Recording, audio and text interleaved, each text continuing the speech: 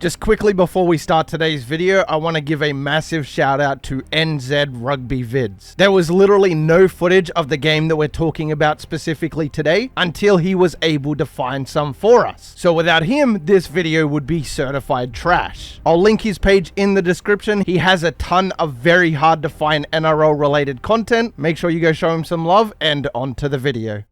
In 1999, the Knights picked up a guy who said that he played in the NFL. He didn't. He played a little bit in the NRL's reserve grade, but they gave him a first grade jersey anyway. And of course, it was a disaster. Today we're looking into the one game blunder that is Greg Smith and the 1999 Newcastle Knights. Welcome to HarbourNRL. Let's kick off. Now, Greg's athletic journey began far from any rugby league field. Born in Louisiana on the 16th of January 1972, Smith was a somewhat talented gridiron player chasing the American dream of NFL stardom and played college football as a wide receiver at Fort Hays State University and Western Colorado University, which are both Division II football programs. It's important to note that since Division I and Division II are a massive step up or step down depending on how you look at it. D2 players are still very good, but D1 is a totally different box of frogs. For example, in the 2025 NFL draft, there were 257 selections and 0 players were taken from Division 2. But back to the story. Outside of American footy, Greg Smith was also an exceptionally fast athlete and ran a 4.33 40-yard dash, which even by today's standards is very, very quick. And in 1996, in the post-NFL draft and in the NFL's free agency period, Greg Smith signed a contract with the Philadelphia Eagles as an undrafted free agent and spent a couple of months with the team during training camp. However, he never made the regular season roster, also known as the official roster. Again, after the draft and the free agency period, teams have about 70-ish to 100 players, which they need to cut to 53. It's the exact same thing that happened to Jared Hayne when he went to America. He got cut in training camp. So yes, he was briefly signed with the Philadelphia Eagles, but he never actually made the team. The following year, still determined to make it in pro football, Smith had a stint with the, whatever this word is, Rough Riders in the Canadian Football League, surviving through the preseason before being again released after 3 months. He had brush-ins, but he was still a long way from the NFL, but life can take strange turns. And by the late 1990s, Greg Smith found himself not in an NFL stadium, but in Australia of all places, dabbling in a completely different code of football. In 97, he joined a team of American hopefuls to compete in the Rugby League World Sevens tournament in Sydney. Representing the USA in this short form version of Rugby League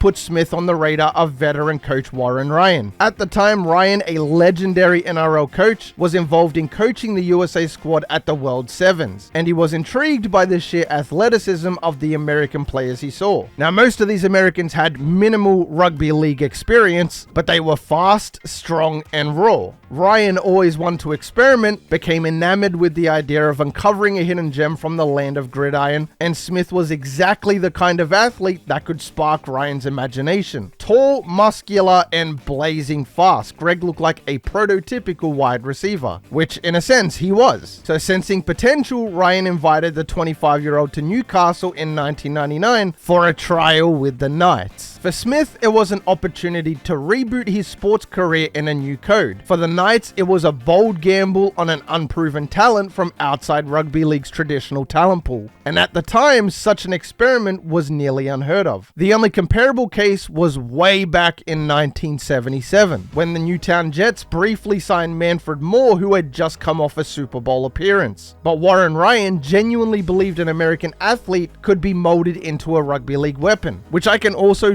see happening, but the only American football position I could see making an immediate impact would be a running back, a Division I running back at that. From day one at Knights training, Smith certainly looked the part, but the Knights hierarchy, excited by the prospect of an NFL caliber athlete in their ranks, didn't dig too deeply into Smith's background. It's almost like they seemingly took his resume at face value, accepting the notion that he had been a part of the Philadelphia Eagles team without making a single call to verify the these details. But to be fair to the Knights, Smith wasn't just parachuted straight into first grade. He spent the early part of 1999 training with Newcastle and playing reserve grade with the Western Suburbs Magpies to learn the ropes of rugby league. And by most accounts, he was okay in those reserve games. Not a standout, but his glaring weaknesses hadn't yet been truly exposed. So with limited games in training, his lack of league instincts flew under the radar. Warren Ryan would later recall vaguely he went alright in the trials, which suggests that nothing terrible happened in those practice matches to ring alarm bells just yet. You could tell Warren Ryan really wanted this to work out, almost like his reputation was on the line or something. Greg Smith had done just enough to remain an intriguing project rather than an obvious flop during preseason, but fate was in his favor, and he was given an incredibly unlikely shot at the big time. As the 1999 NRL season kicked off, the Knights were considered a strong team with premiership ambitions. With the halves run by the Johns brothers, they started the season well with a dominant 41-18 win in round 1, but by round 3, the team was facing an injury crisis in the back line. Winger Darren Albert didn't play until round 4, centre Adam McDougall didn't play until round 12, centre Matt Gidley was injured after just the first round, and Grant Stewart played one game for Newcastle in round 2, so by round 3, the Knights were scrambling to get a core group of guys together, and coach Warren Ryan needed fresh troops, especially out wide. After the round 2 loss to Parramatta, in which a young replacement winger Lenny Beckett struggled, Ryan hinted that changes were coming. He told the media he'd be having a real good look at the reserve grade for round 3 options, and in the reserves, Greg Smith had been performing decently, and his name was in the mix alongside other prospects, with one of those other prospects being a teenage prodigy by the name of Tamana Tahu. You know, the guy who only ended up playing State of Origin and for Australia eventually, but nonetheless, Warren Ryan was still captivated by Greg Smith's unique background. Here was a chance to unveil a former NFL player in the NRL, a move that could be considered genius. So for the Knights round 3 clash of 1999, Ryan made the bold call. He selected Greg Smith to make his first grade debut on the wing and left young Tamana Tahu in reserve grade a bit longer. The decision raised a few eyebrows among those in the know. Passing over a local junior for an unproven American import was unconventional to say the least. But the Knights camp talked up Greg's speed and athletic abilities. Some media even referred to him as a former NFL star, purely just to add to the intrigue.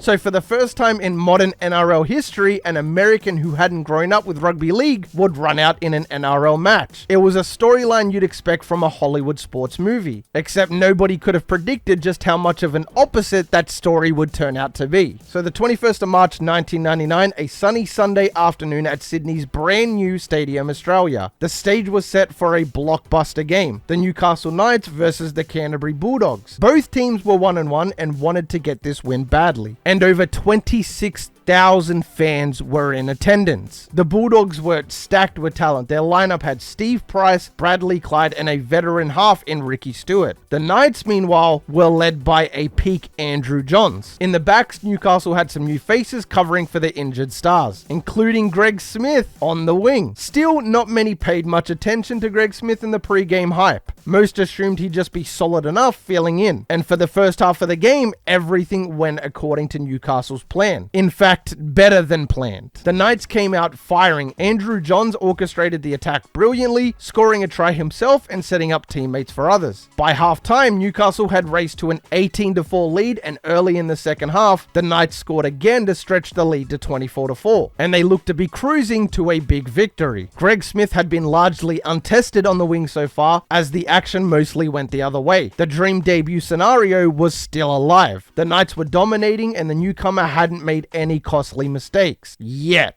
Then came a plot twist that no Knights fan could have ever predicted happening. The Bulldogs wisely decided to test the American rookie, and what followed has been described as possibly the worst 5 minutes in rugby league history. Now, NZ Rugby Vids did manage to find us some footage, but we're not getting the exact story of the game. So whilst we can work off the limited footage we have, information could be wrong, just a warning. From what I gather at least, it began with a high bomb launch launched towards Greg Smith's wing. And this was the moment of truth, a routine play in the NRL that every winger must handle under pressure. And Greg Smith positioned himself under the ball to catch it. However, he completely misjudged the ball. He either lost it in the sun or misread the flight. But the result was a disaster. He never got near it and the ball bounced free. The Bulldogs recovered possession and moments later they scored a try in the corner. And just like that, the Knights' lead started to shrink. From that point, the Dogs relentlessly targeted Smith's side on the field, sensing a glaring weakness, and in the span of just a few minutes, the Bulldogs ran in 2 more tries down Smith's wing. It was as if a giant bullseye had been pointed directly at him. Smith, looking out of his depth, made error after error that compounded the Knights' collapse, and Newcastle fans watched in horror as the once comfortable 20-point lead evaporated before their eyes. The Sydney Morning Herald, describing the carnage, wrote that dreadful is a word that struggles to convey Smith's ineptitude that afternoon. Even Knights coach Warren Ryan, who generally chose his words carefully, admitted Smith's defense was dreadful on the day. The simple truth was Greg Smith was having a horrible debut and he was not ready for the big stage. His ball handling seemed to desert him completely, his positional play was naive, and he often found himself out of position, allowing the Dogs to exploit the gaps. Not to mention his tackling was virtually non-existent, as Canterbury players brushed past him or stepped around him with ease. It was clear that despite his athleticism, Smith simply didn't have the game experience to know where to be or how to react in these fast-moving situations. The Bulldogs could smell blood and they kept coming his way. It was a perfect storm of nerves and inexperience. The rest of the Knights could only watch in despair as momentum swung violently in the Dogs' favor. The Bulldogs' comeback was complete by the final siren. They snatched a 28-26 win, stunning the Knights after being down 24-4 early on in the second half. Newcastle had blown a huge lead and Greg Smith's horrid 5-minute stretch was pinpointed as the major factor. One reporter later noted with irony that even Canterbury's Stephen Hughes managed to score a try in that onslaught, with Hughes being a solid player but hardly being referred to as a superstar caliber player, the kind of player a competent defender would easily be able to handle. It underscored how badly things had unraveled on Smith's wing. In the space of one half, he went from a complete unknown to, sadly, a bit of a laughingstock among the unforgiving rugby league public. Newcastle's gamble had backfired spectacularly in front of tens of thousands of spectators, and in the immediate aftermath of the game, the reaction was swift and brutal. The experiment was labeled as a spectacular failure by just about everybody in rugby league circles. Local newspapers and TV sports shows piled on, criticizing the Knights for fielding a player so clearly out of his depth. It didn't take long for curious journos to start digging into how Greg Smith ever made it onto the team to begin with. Newcastle fans were asking, where did this bloke even come from? And who thought it was a good idea to play him? And it was journalist Barry Toohey of the Newcastle Herald who decided to investigate Smith's much touted American background. He reached out to his contacts in the US, including folks in the Philadelphia media, and quickly discovered that Smith had never actually played in a regular season NFL game. The long-standing rumor was that Smith or his management had told the Knights he spent 2 seasons with the Philadelphia Eagles, which gave the impression that he was a former NFL player for the Philadelphia Eagles. Barry Toohey's inquiries confirmed what some suspected. That claim was greatly exaggerated. Yes, Smith had been in the Eagles' orbit before preseason in training camp, but he was never in an official NFL roster on a proper game day. In other words, he was not the seasoned NFL player the Knights may have believed they were getting. And when this revelation hit the news, it added a whole new layer to the story. The narrative quickly morphed from just Newcastle rookie has a nightmare debut to Newcastle duped by phony NFL player. And suddenly Greg Smith was being painted as a con man, someone who lied his way into the NRL. Me personally though, I just can't believe this even happened to begin with, because in the NFL, people are paid 10, 20, 30, 40 times the amount that the best NRL players are getting. So why would somebody who had spent 2 years in the NFL want to take a 1000% pay cut to come to the NRL? If that already isn't a massive red flag, then I don't know what to tell you. As for the Knights management and coach Warren Ryan, it was embarrassing. They appeared foolish for having been blinded by the hype and not doing basic due diligence on a player's background. As one retrospective put it, Newcastle's recruitment at the time was stuck in amateur hour. They took Greg's word as gospel and got burned for it. The public backlash was harsh. Within days, Greg Smith had become a punchline. Synonyms with sporting scams or selection blunders. The Knights, desperate to save face, immediately dropped Smith from the team. In fact, that round 3 game was the only NRL game he ever played. The club kept him on the books for a short while after, maybe not wanting to admit total failure by sacking him overnight, but he was quietly released by mid-season 1999. And just like that, Greg Smith's NRL career was over almost as soon as it begun. He had vanished from rugby league circles as if he'd been a strange fever dream. Smith himself maintained a low profile after the debacle. There was no big public defense or detailed explanation from him at the time. One can only imagine how he felt, from the highs of making an NRL debut to the crushing low of public ridicule, all in the span of one weekend. Teammates later recalled that while Smith was a likable enough guy, he simply wasn't ready for that level and the experience left him humiliated. The easiest path for him was to just slip away quietly, and that's exactly what he did. However, the story doesn't end there. In the years that followed, an intriguing twist emerged regarding whether Greg Smith truly deceived the Knights. Smith has always denied outright lying to obtain his spot, but claims he never personally said, "I played in the NFL," but rather that he was an NFL squad member, which was technically true, at least in the preseason sense. Jared Hayne could say that he was a 49er for a period of time. Many assumed he had let the Knights believe what they wanted to believe, perhaps without correcting their assumptions. This grey area became a point of contention much later, and in 2015, a full 16 years after the incident, Sydney's Daily Telegraph actually issued an apology to Greg Smith, clarifying those facts. The newspaper admitted that an earlier article had been wrong to assert Smith falsely claimed to be an Eagles player. In the apology, they stated that Smith did play for the Philadelphia Eagles and did not make any false claims, meaning that Smith was on the Eagles roster in training camp and hadn't lied about his experience after all. So whilst there was definitely a bit of fake gas, the tale of Greg Smith as a fraud might have been slightly overblown. Maybe the misunderstanding stemmed from the people equating signed with the Eagles and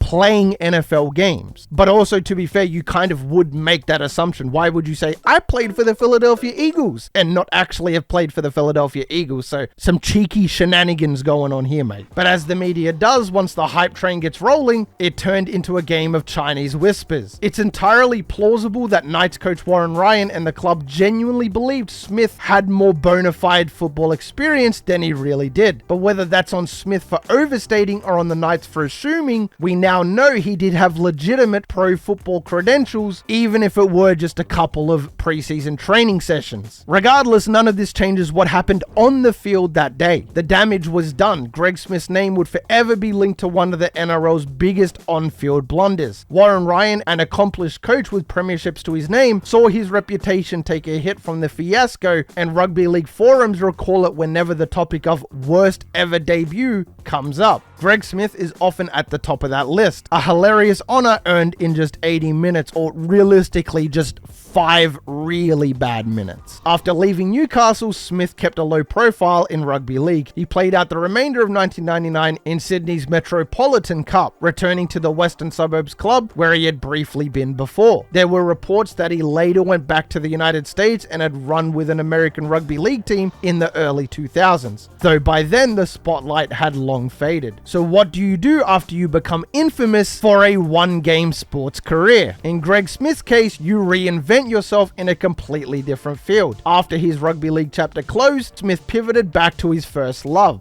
athletics, but this time not as a participant, rather as a coach. He settled in Western Sydney and focused on track and field, leveraging his speed training knowledge and personal experience as a sprinter. Over the years, Greg Smith built a reputation as a respected sprint coach in Sydney, working with athletes at both junior and elite levels. Surprisingly to some, the one-time rugby league player carved out a solid career in this arena. He would go on to found a training group later known as Speed City Athletics, Olympics and mentored a number of sprinters and jumpers. Among his coaching success stories, Smith has worked with athletes who reached the highest stages. For instance, he coached Anthony Alozi, a sprinter who represented Australia in the 4x100 meter relay at the 2012 London Olympics. He also trained Taylor Doyle, a Paralympic long jumper who won silver for Australia, and Bendir Aboya, a promising 400 meter runner who became a national champion. Having two of his athletes make it to the Olympic arena was a particularly proud achievement, a far cry from the Rugby League misadventure years earlier. Smith even found his way into Hollywood in a behind-the-scenes role. In 2014, he was hired as a running coach on the set of the film Unbroken, which was directed by Angelina Jolie. The film's subject was Louis Zamperini, an Olympic runner and World War II hero, so Smith's job was to help actors accurately portray the running form and training of elite athletes. It's actually kind of poetic when you think about it. The man whose athletic prowess once earned him a shot at the NRL was now using that same expertise to train others for Olympic level competition and even to recreate it in movies. However, Greg Smith's post-football life hasn't been entirely free of drama. In 2018, more than 2 decades after the infamous debut, Smith faced a new kind of challenge, this time in the realm of sports governance. His coaching accreditation was suspended during an ASADA investigation after a test found traces of a banned substance, Lingendrol, in his system. Regardless, Lingendrol is an anabolic agent that had caught several athletes out in recent years. The news of his suspension made headlines in the athletics community, casting a shadow over his coaching accomplishments. But in true Greg Smith fashion, the situation was not as straightforward as it first appeared. Smith fought the suspension, arguing that he was not a competing athlete and that the substance was unrelated to his coaching duties. In fact, he maintained that the test result was a mistake or irrelevant because he wasn't actively participating in sport as an athlete at the time. Ultimately, he successfully appealed the decision and had his coaching ban lifted. So today, Smith continues coaching with his reputation largely intact among those in the track community. And if you met Greg Smith today, you'd find a man far removed from the chaos of that 1999 NRL game. But still, Greg Smith's name will forever get a laugh among long-time rugby league followers. His story is the ultimate cautionary tale for talent scouts and coaches. Due diligence is not optional. The Knights learned that lesson in a very public and humiliating way. It's unlikely any NRL club would sign a complete unknown from overseas without thoroughly checking their background and skills, and in today's age of the internet, I highly doubt something like this would ever happen again. In a strange way, Greg Smith embodied the mantra of fake it until you make it. And he did make it, even if it was only for one day. A fake resume, a real debut, and a lesson that no club has forgotten since. Because in rugby league, just like life, anybody can sell a story until the whistle blows.